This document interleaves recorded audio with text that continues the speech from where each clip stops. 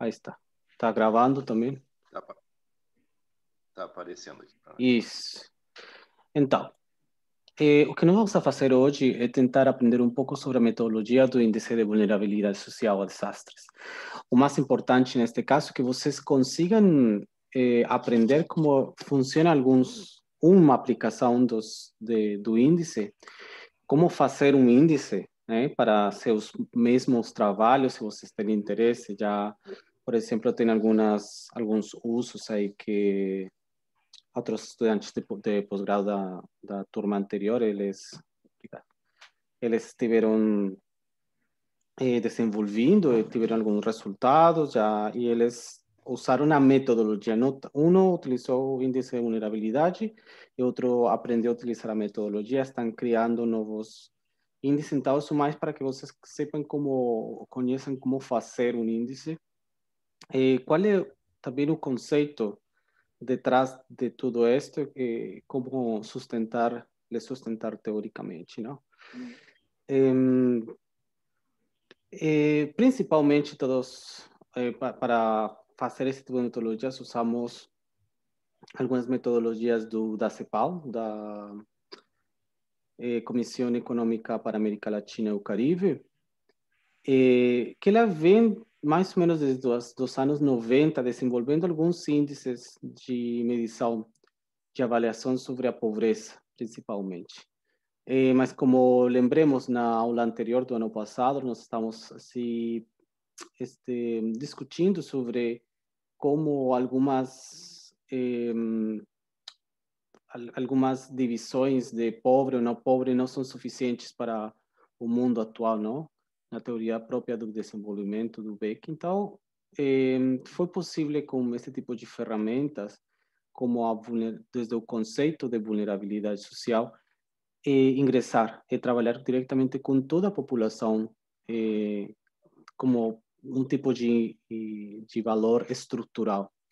Este índice de vulnerabilidade foi desenvolvido durante os anos 90, durante os anos 2000, ou vem sendo desenvolvido, porque agora estamos como na sexta versão, pela Universidade de Buenos Aires, aí a doutora Cláudia Nathanson, que estuvo durante a semana do colóquio, e vem sendo aplicado no México, no Brasil, na Argentina, como eu mostrei na vez passada, junto com um trabalho que fizemos com a Fundação Joaquim Nabuco, aí construímos o índice de vulnerabilidade em nível estadual. Então, usamos um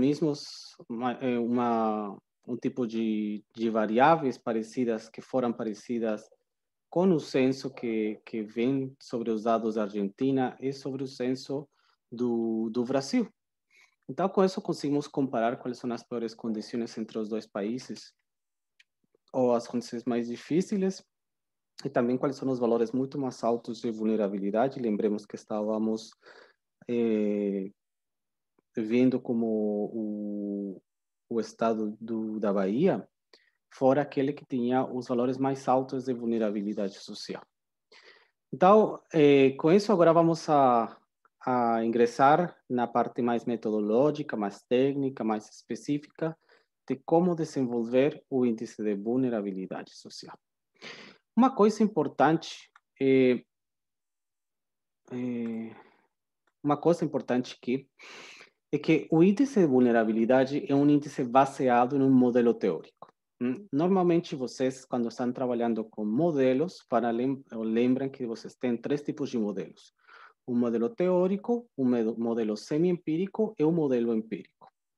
Um modelo teórico é aquele que vem diretamente relacionado a outras construções teóricas, é decir, que estamos conceitualizando através do conhecimento que foi construído por outros autores ou por outros pesquisadores. Para isso, um modelo teórico normalmente tem muita fortaleza em entender como funcionam ou como se espera que funcionem as diferentes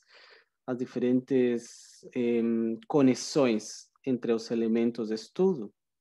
Por exemplo, um modelo teórico pode falar que as pessoas que têm maior quantidade de acesso ao estudo vai ter no futuro, melhores qualidades de vida, não? E isso não é praticamente desenvolvido a partir de dados, porque não estão fazendo medições de dados de quienes fizeram estudo e vão fazer uma avaliação no futuro. Normalmente o que fazem é tentar de assumir que isso, que o estudo, que fazer estudos, vai ser um aliciente, um benefício para o futuro da sua qualidade de vida. Então, desse jeito, eles falam, temos os estudos do desenvolvimento de tal, sobre pobreza de tal, etc., etc., e vão criando como noções básicas que vão assumir como vai ser o comportamento de certos tipos de processos ou de dinâmicas, tá? Desse jeito também temos um modelo semi-empírico, que é um modelo que parte também da teoria dessa conceptualização, mas se vai retroalimentar a partir do uso de dados empíricos, de dados, de valores que são registrados. Por exemplo, uno de esos son los modelos de tipo probabilístico, que son modelos en los cuales se están asumiendo un porcentaje uma percentagem de probabilidade sobre um processo que vai acontecer, sobre um acontecimento, por exemplo. Se falamos que os 50% das pessoas... Fala aí, Vilmar. Eu estou sem o áudio, eu acredito que devido ao programa, né, que é pesado, a internet não está segurando. Eu estou visualizando, mas estou sem o áudio. Eu vou ter que assistir depois. Eu não sei. Agora saiu o áudio. Aí sim, eu posso te ligar pelo WhatsApp também. E você vai escutando. Não, mas agora saiu. Ah, tá? Agora eu estou escutando. Ah, tá bom, tá bom. Somente aí falar que não se está escutando. Tá bom. Então, o modelo semi-empírico, o que consegue utilizar as mesmas assunções, as mesmas produções ou construções teóricas passadas e criar uma nova, ou a melhorar esse tipo de modelo. O modelo que estava falando, o modelo probabilístico, que é um modelo que usa as probabilidades, as percentagens de ocorrimento de algum sucesso específico. Por exemplo, se eu vejo que em uma escolinha de crianças temos 75% de crianças varones ou crianças homens, e temos uma doença que vai atacar, que vai afetar diretamente as crianças varones, então temos 75% de possibilidades, ou de potencial de que essa doença entre diretamente sobre a escolinha. Então, desses 75%, de onde eu consigo falar que é 75%? Porque temos 75% de homens, é uma doença que vai afetar diretamente aos homens. Então, aí estou assumindo que vai afetar 75%, eu somente estou usando a teoria, mas a probabilidade. Mas o que acontece no momento que eu vou utilizar, a fazer as medições diretamente sobre a escolinha? A escolinha não tem 75%, realmente tem 70%.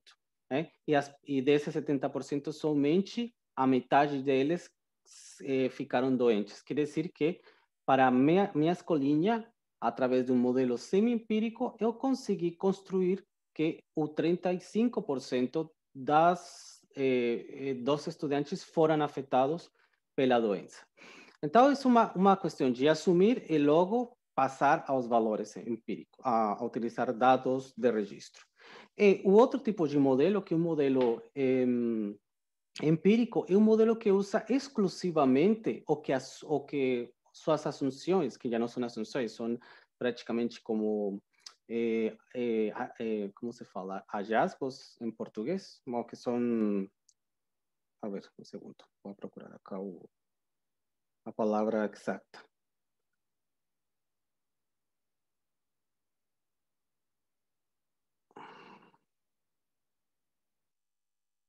Descobertas, pode ser, que as descobertas que nós fazemos através dos análises vão ser feitos somente através dos dados que nós estamos utilizando.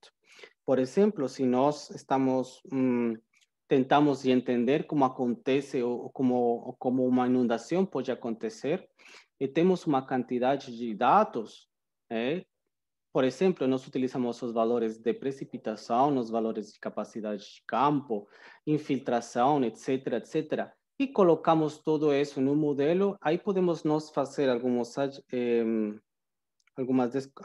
evidências, podemos achar evidências de que uma inundação pode ocorrer em uma quantidade de percentagem, não? Uma probabilidade de 70%, probabilidade de 80%, sempre que tenhamos mais chuvas de um registro, de um número específico. Então, esse modelo empírico que nos permite utilizar, a partir dos dados, nós criar nossas próprias evidências e falar quais são os resultados de utilizar um tipo de modelo empírico através de certos tipos de variáveis que nós estamos usando dentro do modelo. Então, esses três tipos de modelo, são mais teórico, semi-empírico e empírico, fazem parte dessa metodologia científica.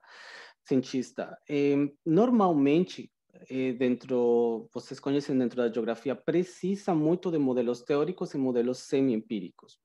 Muito difícil que utilizem modelos empíricos, que são mais para ciências das matemáticas ou da física, onde você está partindo de dados e tentar achar o que pode acontecer. Tem vários problemas, não? Os modelos teóricos e modelos semi-empíricos precisam de dados para falar que eles são certos, tá? Para achar a veracidade. Vocês estão me entendendo aí, a veracidade? Oh. Sim. Isso. Sim. Isso. A veracidade veracidade. A veracidade desse modelo.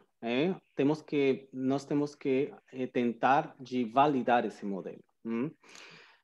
Mas, no caso, são modelos que precisam de muitos dados, que precisam de certos, e muitas vezes os modelos teóricos nem conseguem ser validados até que nós tenhamos os dados. Então, mais ou menos, quando trabalhamos com semi-empíricos, que é essa mistura, que são essa combinação entre esses dois tipos de modelos, nós conseguimos fazer a maioria das pesquisas em geografia.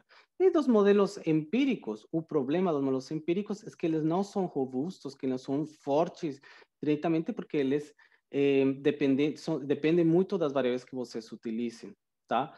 Então, se vocês, por exemplo, têm 10 tipos de dados e vocês misturam aí e através disso querem estudar quais são as condições de pobreza, vocês vão ter muitos sesgos, vocês vão ter muitos erros, porque não tem valor, não tem as dinâmicas, não são construídas realmente, elas são somente uma evidência de tipos de dados que vocês têm.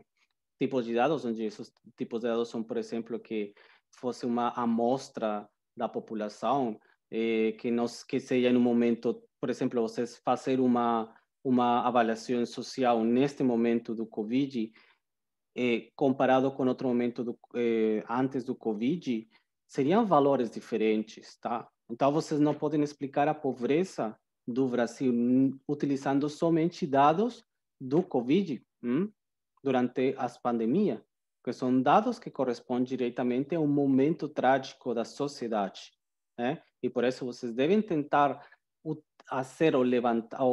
utilizar ou registrar dados para seu modelo somente quando tenham um momento mais estrutural possível, um momento mais tranquilo, por assim falar, não? Mas podem acontecer muitas coisas. Então, nesse sentido, vocês procurem sempre utilizar modelos que são de tipo semi-empírico ou modelos teóricos que vão se validando antes de utilizar modelos empíricos. Então, esse foi um grande parênteses.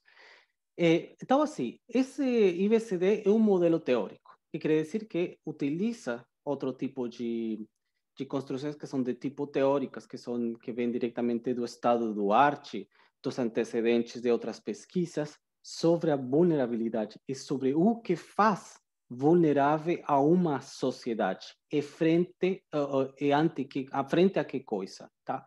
Porque neste caso o índice de vulnerabilidade está desenhado para tentar entender quais são as dinâmicas antes, durante e pós um evento catastrófico, um evento desastroso. Então, isso é bem importante para vocês entender que a metodologia que eu vou apresentar, vocês podem usar para outro tipo de eventos, não sei, outro tipo de coisas, já que ele também permite entender quais são as condições estruturais da sociedade. E por que estruturais? Já vamos a ver as variáveis, que vocês talvez já lembram um pouquinho, analfabetismo, etc., que são variáveis que fazem parte do desenvolvimento mesmo da população e da sociedade. Então, ele toma 3 tipos de dimensões: as dimensões sociais, as dimensões econômicas e as dimensões habitacionais. Logicamente, essas variáveis que estão dentro dessas dimensões vão mudar com o tempo, tá? E também é bem importante utilizar, por exemplo, dados do 2000, 2010, 2021, 2022, acho que o próximo censo aqui no Brasil. E tendo em conta isso, também tem uma dinâmica de mudança, não? Então, sempre um índice pode se atualizar. Este tipo do índice teórico trabalha diretamente sobre a determinação da vulnerabilidade estrutural das famílias num território.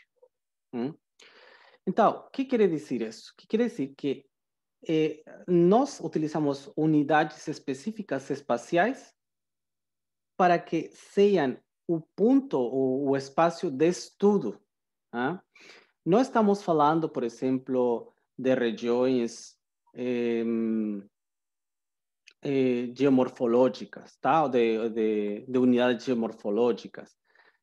O índice de vulnerabilidade é levantado através das divisões que fazem parte da mesma divisão administrativa política.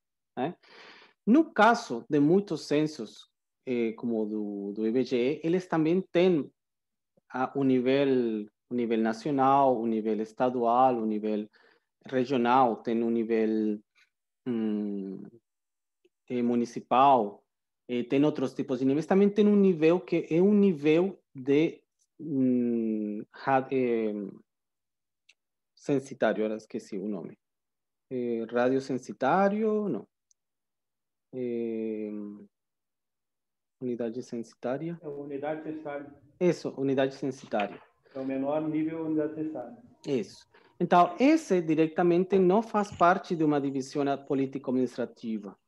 Ele faz parte somente de um tipo de metodologia que é usada em muitos censos para poder desenvolver suas atividades. Em muitos lugares, o que faz, isso depende muito do tipo de metodologia. Temos um máximo de um censor, uma pessoa que faz o censo, tem máximo 300 casas, ou tem máximo 8 quadras, ou tem um bairro. Depende muito desse tipo de questões metodológicas. Então, o que acontece é que entre um ano a outro, as unidades censitárias, elas podem mudar de tamanho ou podem ver-se fragmentadas. Isso é bem importante no momento de vocês fazer, por exemplo, avaliações sobre a cidade. Porque a cidade, ela aumenta a população muito rápido. Essa é a metodologia do censor para a unidade censitária e o número de famílias. Então, entre 2000 a 2010, vocês vão ver que existe uma fragmentação entre algumas unidades. Uma unidade muito grande ficou fragmentada entre 2 ou 3 partes, porque aumentou o número de famílias. Ou mesmo assim, muitas dessas grandes unidades censitárias que existem no local rural, na parte rural, elas também podem aumentar o número de famílias. Então, ela pode se dividir não na mesma quantidade, na mesma porção, senão uma porção mais pequena e ficar um pouco mais grande, tá? Outras onde temos algum tipo de depopulação, de abandono dos territórios, também pode aumentar o tamanho sempre e quando que tenha menos de 300 famílias. Isso depende de muitas coisas. Então, no momento de vocês fazer comparações entre os censos, devem ter em conta sempre o universo de estudo. Para o caso do índice de vulnerabilidade, o índice de vulnerabilidade pode ser utilizado em diferentes tamanhos de unidades do universo de estudo. Pode ser no nível global, no nível regional, no nível país, no nível subnacional ou no nível de setor censitário. Pode também mudar entre urbano, rural, combinar. Somente vocês precisam pegar um número de unidades e considerá-las como a área de estudo. Tá? Então, isso é bem importante para vocês. Permite comparar globalmente, como permite comparar microlocalmente. A ver, vou tentar aqui, porque não estou vendo, não sei por que não desaparece. Ah, estou sem som. Tá bom. Então, quais são, por exemplo, essas escalas que fazem parte dos dados, praticamente? Isto é para todas as metodologias censitárias. Temos um universo de estudo, que, por exemplo, pode ser todo o Brasil, uma unidade de análise, que são, por exemplo, as famílias, os lares, os domicílios, por exemplo, os municípios, e também uma amostra de quê? Dos municípios, uma amostra das famílias, uma amostra dos indivíduos. Então, nesse sentido, todo esse contexto de trabalho dos índices, é bem importante saber vocês onde estão, por exemplo, qual é o seu tipo de universo. Meu tipo de universo é todo o Brasil, todo o Rio Grande do Sul ou toda a cidade do Rio Grande.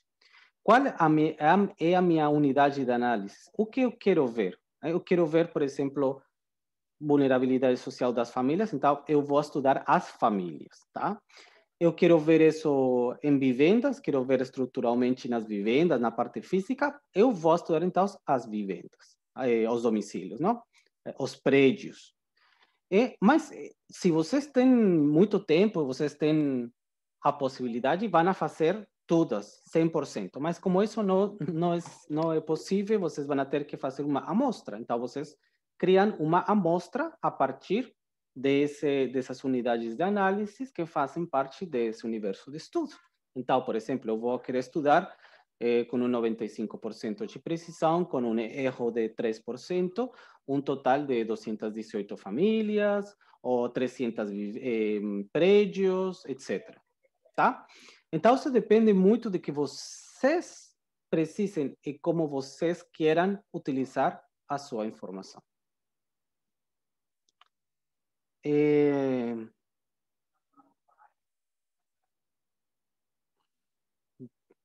Bom, alguma pergunta aí? Bom, então, o índice de vulnerabilidade utiliza informação das amostras do censo. Tá? Que quer dizer que ele está utilizando todos os dados que tem o censo. Para o caso do Brasil, por exemplo, utiliza o sistema de IBGE, de recuperação automática do Sidra, não? Que vocês entram no Sidra, aí vocês procuram o tipo de variável, o tipo de tabela, e vocês depois descarregam, não? Esses dados que o índice de vulnerabilidade, que o índice de vulnerabilidade utiliza, são correspondentes exatamente a indicadores que o mesmo índice de vulnerabilidade seleciona. Então, por exemplo, o que quer dizer isso? Que o índice de vulnerabilidade vai perguntar exatamente sobre dados que já existem do censo, tá? Porque muitas vezes vocês querem, por exemplo, querem utilizar um índice, esse índice precisa de uma informação que não existe no censo. Por exemplo, não sei, número de televisores por casa. Ou número de geladeiras por casa. sí, o número de geladeiras por casa, não? Por lar. Esses dados vocês não têm. Então, o interessante que do índice de vulnerabilidade é que ele está construído diretamente para que seus mesmos indicadores sejam variáveis mesmas do censo. O número de variáveis dos indicadores também podem mudar dependendo da unidade de análise. Por quê? Porque, por exemplo, temos 10 indicadores que são 10 variáveis para o índice de vulnerabilidade. Mas isso somente é para aquelas que são escalas maiores a município. Porque por debaixo do município, por exemplo, não existe mortalidade infantil. Então, se vocês querem ver heterogeneidade de mortalidade infantil dentro da cidade do Rio Grande por setor censitário, não vão achar. Por distrito, talvez não consigam achar. O porquê? Porque muitas vezes, dependendo, não, do tipo de censo, por exemplo, para o Brasil, o tipo de censo para mortalidade infantil é perguntado diretamente às famílias. Por exemplo, vai ao censor com a pesquisa, com o formulário, e fala: você teve alguma criança morta menor de um ano? As pessoas falam: sim, tive uma, tive duas, quando, etc. Tá? E esses registros quedam aí. Tá? Mas em outros locais, ou em outros momentos, outro tipo de censo, essa mortalidade infantil é registro próprio dos hospitais. Então, se vocês imaginem que tem 5 distritos, mas nesses 5 distritos somente tem 2 hospitais e todas as mortes das crianças dos 5 distritos acontecem dentro dos hospitais, onde vai ficar a maior quantidade de mortalidade infantil dentro dos distritos que têm esses 2 hospitais. E o que vai acontecer com esses? Eles não vão registrar ou não vão anunciar nenhum tipo de mortalidade, de óbitos. Então, vocês devem ter cuidado também com isso. Devem também conhecer muito bem como é levantado o tipo de informação. Então, o que acontece com o município? Tá? É mais normal, mais comum que as pessoas assistam a hospital municipal no momento de uma situação crítica que leva à morte do nascido, não? Do recém-nascido. É bem difícil também que as pessoas vão para outro município. Pode acontecer, sim, mas a situação é menos provável. Nesse sentido, muitos países, muitos locais, têm dados somente do município. Em outros, por exemplo, eu sei que o censo do ano 2010 do IBGE pegava formulários de mortalidade infantil cada vez que acontecia alguma coisa, e de aí eles levantavam os dados, assim, perguntavam diretamente à mãe ou à família sobre o momento os dados sobre a criança morta, não? Então, isso depende de muitas coisas. Também, por exemplo, o analfabetismo é uma variável que vai mudar muito durante o censo. E depende do conceito que os mesmos instituições de censos utilizem para definir que é o analfabetismo. Normalmente, em muitas partes, utilizavam analfabetismo foram pessoas de 5 anos ou mais que não conseguiram escrever um recado, que não conseguiram escrever um bilhete, ou escrever, ou ler ou escrever algum tipo de mensagem. Em outros, utilizavam, por exemplo, pessoas maiores a 10 anos, porque também pessoas escolarizadas de 5 a 10 anos é bem difícil também achar, porque, por exemplo, muitas vezes o número, a idade mínima de escolarização começa a partir dos 6 anos. Então, muitas coisas vão a mudar e vocês também devem, em cada uma dessas variáveis, desses indicadores, a saber para poder interpretar seu dado final, seus dados finais, seus resultados, por eles interpretar saber muito bem como são construídas essas variáveis no momento de fazer o registro dos dados, não? Mais lá de por que colocar analfabetismo, mais lá de por que colocar mortalidade infantil, vocês precisam conhecer muito bem dentro desses indicadores. Assim mesmo, tem, digamos, falamos assim, temos normalmente o índice de vulnerabilidade tem 10, mas ele pode se modificar, pode perder mortalidade infantil e ficar com 9, ou mudar, em vez de utilizar para a mortalidade infantil, utilizar, por exemplo, proximidade a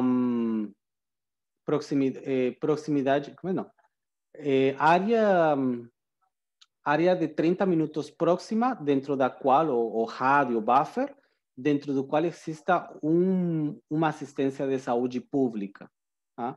Então, isso que quer dizer? Já com isso estamos falando de que uma família pode assistir dentro de um rádio de 30 minutos, caminhando, para chegar, no momento de um desastre, chegar a uma unidade de saúde pública. Isso é menos vulnerável que uma família que tem que caminhar 4 ou 5 horas. Então, vocês podem modificar os indicadores. Não precisa ser mortalidade infantil para a saúde. Pode ser, por exemplo, unidade próxima da família para um centro de saúde. Vocês podem reduzir de população de 0 a 14, podem reduzir de 0 a 10 anos, tá? Ou podem aumentar também, segundo a esperança de vida, aumentar de população de 65 ou reduzir. Por exemplo, no caso do Covid, o índice tem que ir um pouquinho mais para baixo e ficar em 60 anos, acima de 60 anos, tá? Então, vocês também, isso permite, não, modificar. A sugerência é que, ao menos, devem estar representados essas características da população dentro do índice, tá? Não é, por exemplo, deixar fora a saúde. Em caso de que vocês consigam construir outro tipo de indicador para a saúde, coloquem outro de saúde. Ou, por exemplo, não deixem fora desemprego, tá? Mas também, por exemplo, desemprego tem montão de conceptualizações diferentes. Pode ser que ocupação, que as pessoas estiveram ocupadas, ou população ativa ocupada, ou população que não estude, que esteja ocupada, ou população que esteja procurando trabalho, esteja ocupada. Tem muitos tipos. E também, por exemplo, comparar entre 10 anos a outros 10 anos, isso vai ser uma variável totalmente diferente, tá? Isso é bem importante para que vocês saibam. Até aí, alguma pergunta?